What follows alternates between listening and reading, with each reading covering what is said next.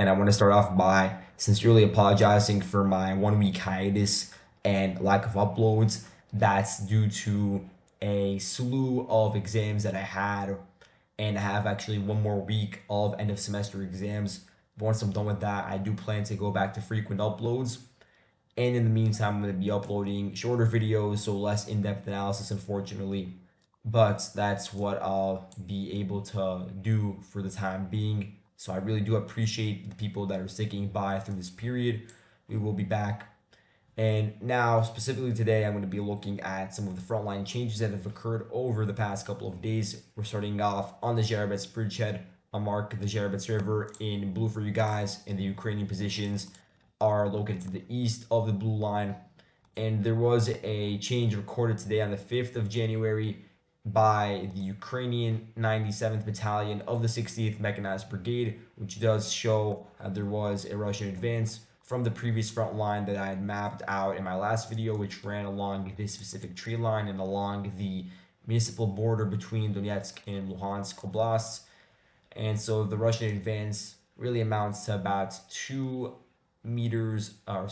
kilometers north, and then about 3 kilometers or 4 kilometers actually westwards in the direction of the Ukrainian forward positions in Terny, which is a key town across the Jeret River, which is used as a staging point for Ukrainian infantry as they go deeper into the bridgehead, either towards this forest line over here or further north towards this forested area over here, which I'll talk about later in the video.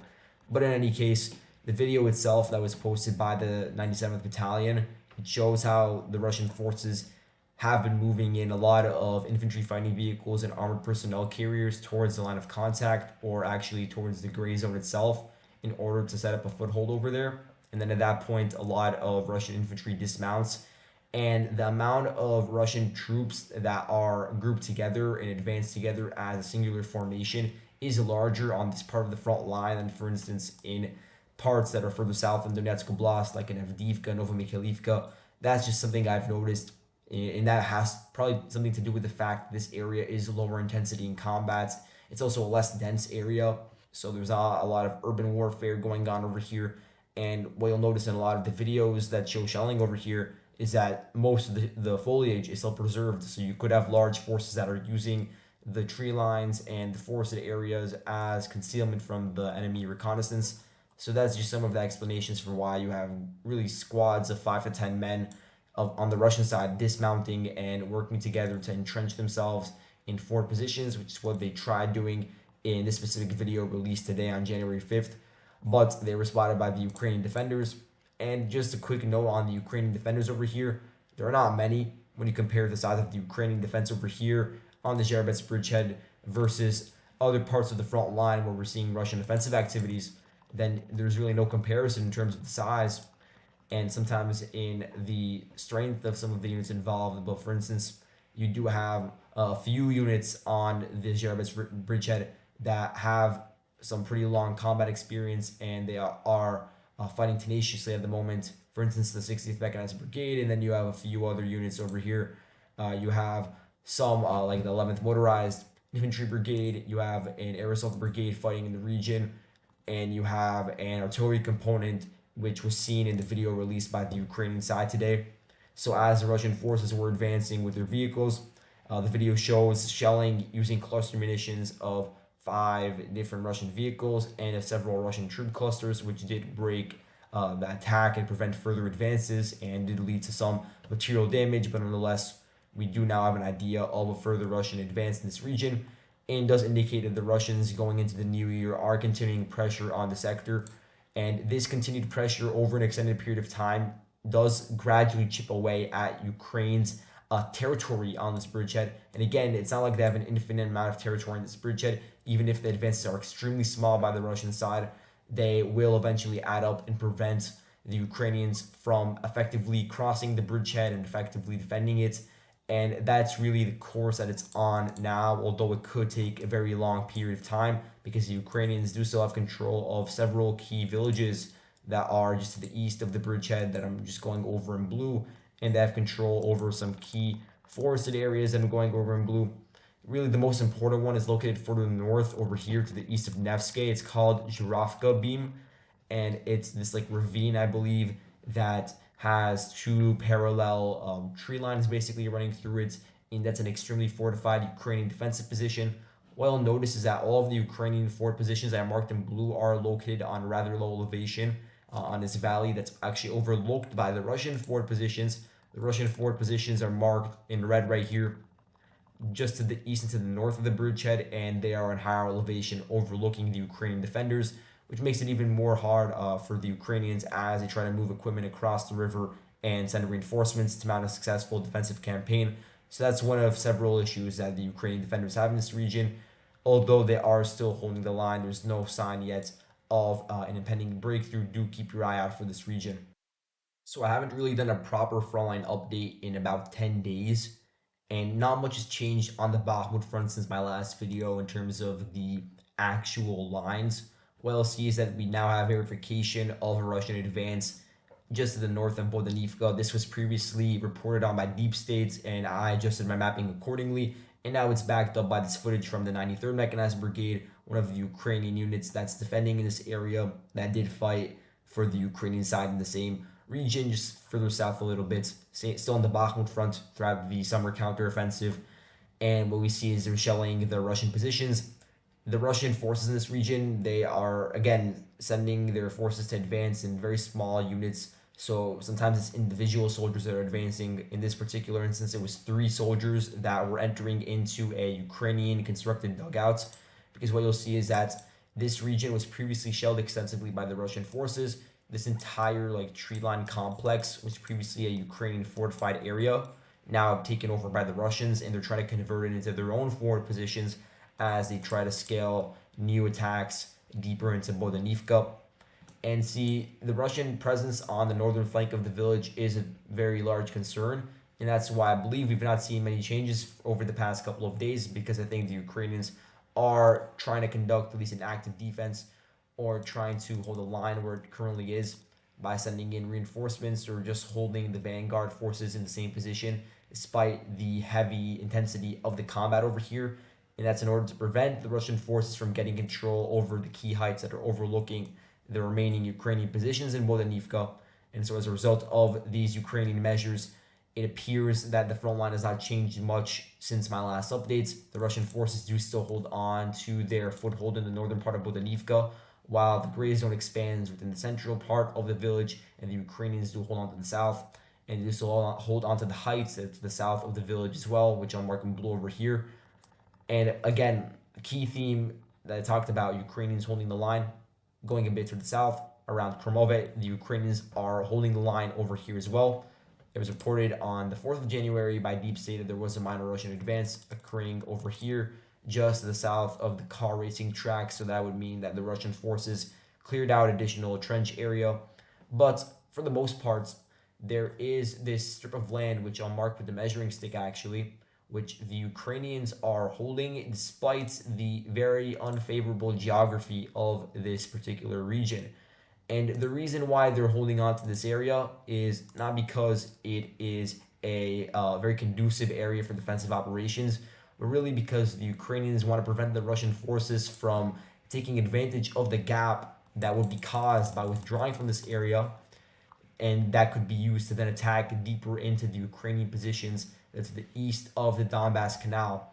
And so the most likely targets would be if the Russian forces could get control over this 4 kilometer or 4 square kilometer area, would be the Kalinina suburb. This Kalinina suburb is of Chasiv Yar, so there are some high-rise apartment buildings over here. It is a pretty fortified area, and really the largest defensive structure that the Ukrainians have east of the Donbass Canal besides Ivaniivske. And Ivaniivske is also important because the current area, this 4 square kilometer area, is holding the northern flank of Ivaniivske. At the same time, the Russian forces are pressuring the eastern flank and the northeastern flank, so pressure from the north would be very difficult for the Ukrainian defenders to cope with. And again, when looking at this 4 square kilometer area, it's located in open fields. The Ukrainians did not construct most of their defensive positions in this region. They constructed their trenches further north in areas that are under Russian control or in the gray zone. And at the same time, the highlighted area over here in blue is also located on a rather low elevation in comparison to the areas that the Russian forces are now taking. So really, in all regards, it is a very difficult place to really hold the line, but it is extremely necessary as the Ukrainians continue to build up further defenses on the rear, and that could explain some of the rationale behind the lack of advances over the past couple of days. Now, moving on to the Avdiivka front, we're going to look specifically at the northern flank, where over the past couple of days, the Russian forces have advanced slightly just to the north of Sipova, taking over additional tree lines over here and around over here. So the Russian forces are gradually advancing through these regions despite very fierce Ukrainian resistance from the 47th Mechanized Brigade and by various other units that I have mapped over here. And that has prevented a general collapse of the Ukrainian forward line around Stepovе. So really the same situation stands as in my last update from 10 days ago around Stepovе. But then really the region that has seen the most changes is in this area directly to the north of Avdiivka. And this is a part of the front line that's extremely fortified. The Ukrainians have built up most of their fortifications in regions that are directly to the east or directly to the south or north of the village of Avdiivka, less so on the flanks. And that's why we saw a lot of Russian pushes on the flanks at the beginning. But now we are seeing some activity in the direct outskirts of the city of Avdiivka. And so, just to further elaborate on that, you have the Russian forces in control of Kamyanka. This is a hamlet which is now serving as a forward base for Russian vehicles before they advance through certain local roads deeper into the front line towards the line of contact. And from there, they can make their way towards the dachas and further south towards Avdiivka itself. Now, the reason why the Russian forces want to get control over this key road that I mark the arrows on is in order to really combine forces between the Russian garrison in Kamyanka and the Russian garrison that's fighting around the Tarakan Slag Keep and around these dachas in the north of Avdiivka. They want to combine forces and concentrate them in a single area to create more efficiency in their advances. And at the same time, by getting control of this key road, they would be able to shorten the time that it would take to move around troops and equipment. So that's another explanation. And so you have in this geolocated footage some of the Russian vehicles operating along this road. You have in the specific video the Ukrainians sending FPVs. This is from Omega National Guard unit, and they strike two Russian BMPs in the video. And so that's just an example of the Ukrainians trying to resist this Russian increased pressure in this region.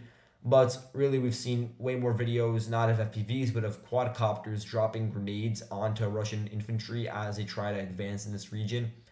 And the Russian forces, they are sending in small squads on several axes to get control of Ukrainian built trenches and dugouts. So we saw that on this axis, and on this axis primarily.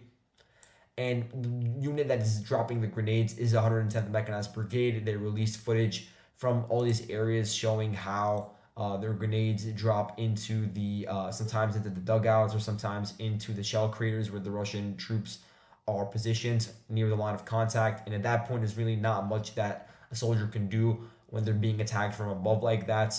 So in the case where the drone drop is actually accurate, it does lead a lot of the time to death or to severe injury. And so unfortunately, that's something that was filmed. And unfortunately, on the other side, you have the Russians with their VOG 25 team, which has been releasing a lot of videos of very similar quadcopter drone drops of grenades also on the Avdiivka sector. So it does go both ways. But in any case, in terms of the movement, we do see the Russian forces were able to slightly advance along these dachas over here, as was proven by an FPV strike of the Ukrainians on a house where the Russians were presumably located in. And you also had a minor advance of the Russian forces from the water treatment facility just to the south a little bit, taking over a new defensive fortification in this region based on those same drone drop videos. So again, the Russian forces trying to increase pressure over here gradually, trying to connect their forces from this area Keep in Kamyanka. And at the moment, they don't have full control over this road yet, but they are operating on either side of it. And now it's only a matter of trying to fend off attacks from the Ukrainians. And lastly, looking at Pervomaiske, there are changes over here. On January 3rd, the Russian forces advanced through open fields south of Vodiane and north of Pervomaiske, so along this axis. And they reached basically the coastal area to the north of this local pond that I'm zooming in on. And the goal is, in essence, as was indicated by the mapping on Deep State, so a pro-Ukrainian source, was to try to cut off the Ukrainian garrison in Pervomaiske into two separate groupings in order to sort of squeeze out the Ukrainian garrison near the front line, specifically in this area over here, because over the course of several months, the Russian forces have assaulted Pervomaiske from the north and also head on. And despite some success, the Ukrainian garrison has really held on and prevented a full collapse of the village. And so now you have this new vector of attack by the Russians along this arrow. And as was reported by Deep State, the Russian forces were actually able to penetrate the line and enter into Pervomaiske, cut it off nearly, almost reaching this road over here. But in their latest update from January 4th, it is indicated that the Ukrainians were able to slowly push back the Russians to this new line where the Russian forward position is located along this pond over here, just to the north of the residential buildings of Pervomaiske. And so for now, they do still hold these key positions that are very close to the very thin flank that Pervomaiske does hold. But there's so far no confirmation of the Russian forces completely pushing out the Ukrainians from this southern area of Pervomaiske. So we're going to have to wait and see for additional information about the status of this village. And so that's all I have for today. Thank you guys so much for watching, and I'll see you guys in the next video. Goodbye.